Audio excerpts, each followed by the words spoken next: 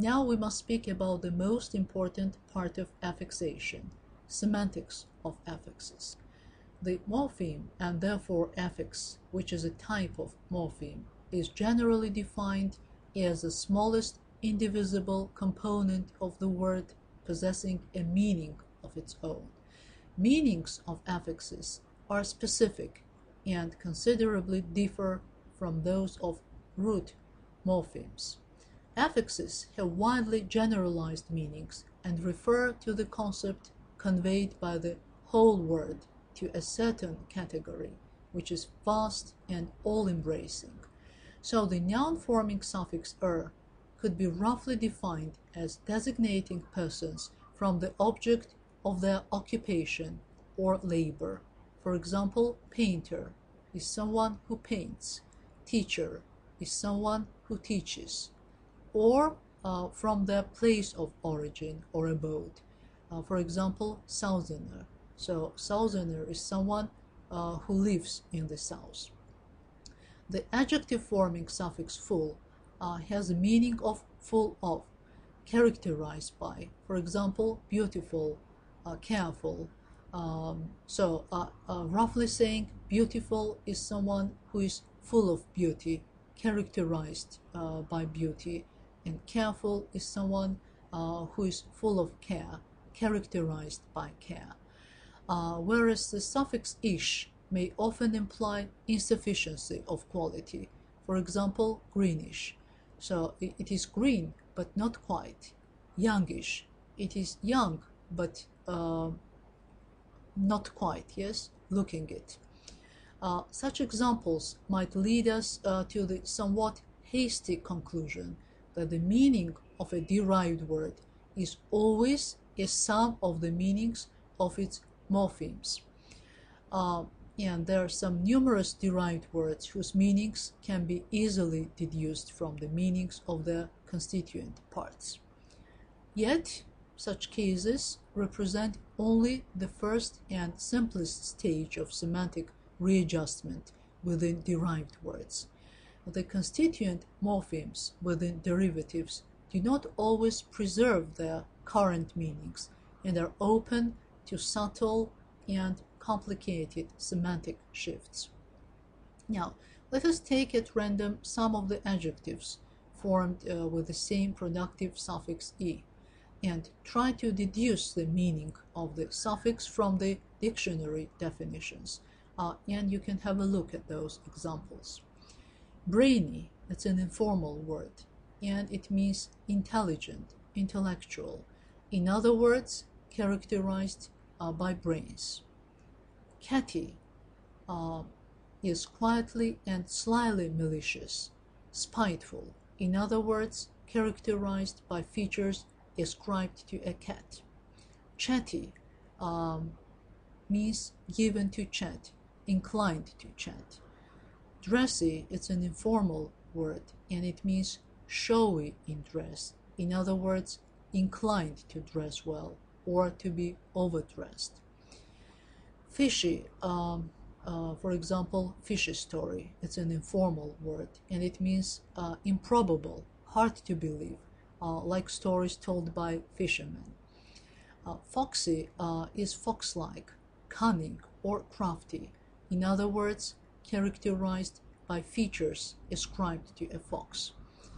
Stagey is theatrical, unnatural. In other words, inclined to affectation or unnatural theatrical manners. Touchy is apt to take offense or on slight provocation. In other words, resenting a touch or contact. The Random House Dictionary defines the meaning of the suffix e as characterized or inclined to the substance or action of the root to which the affix is attached. Yet, even the few given examples which we have discussed show that, on the one hand, there are cases like touchy or fishy that are not covered by the definition.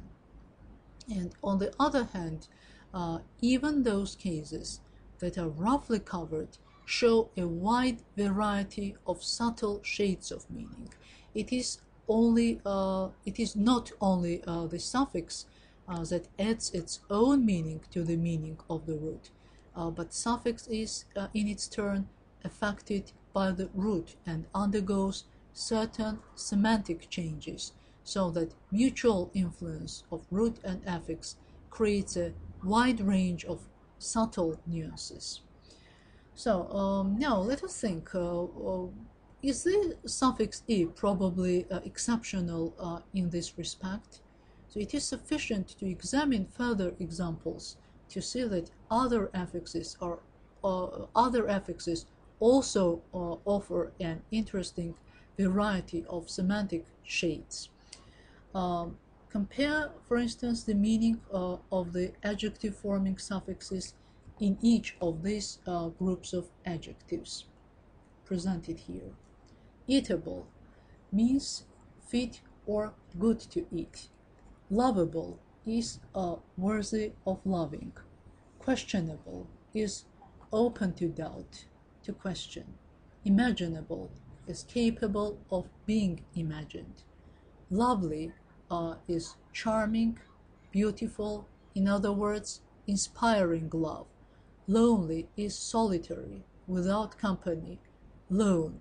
The meaning of the suffix does not seem to add anything to that of the root. Friendly, characteristic or of befitting a friend. Heavenly, resembling or befitting heaven. Beautiful, splendid. Childish, resembling or befitting a child. Tallish, rather tall, but not quite. In other words, approaching the quality of big size. Girlish, like a girl, but often in a bad imitation of one. Bookish, given or devoted to reading or study. More acquainted with books than with real life. In other words, possessing the quality of bookish learning.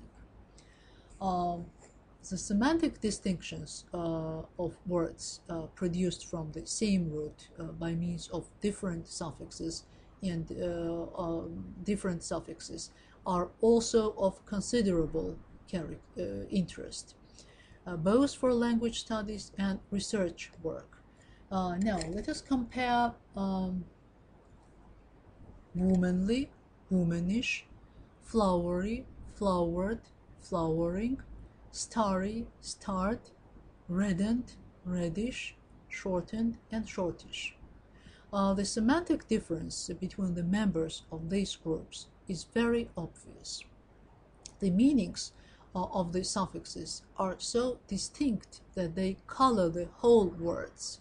So womanly is used in a complimentary manner about girls and women, whereas womanish is used to indicate an effeminate man and certainly implies criticism.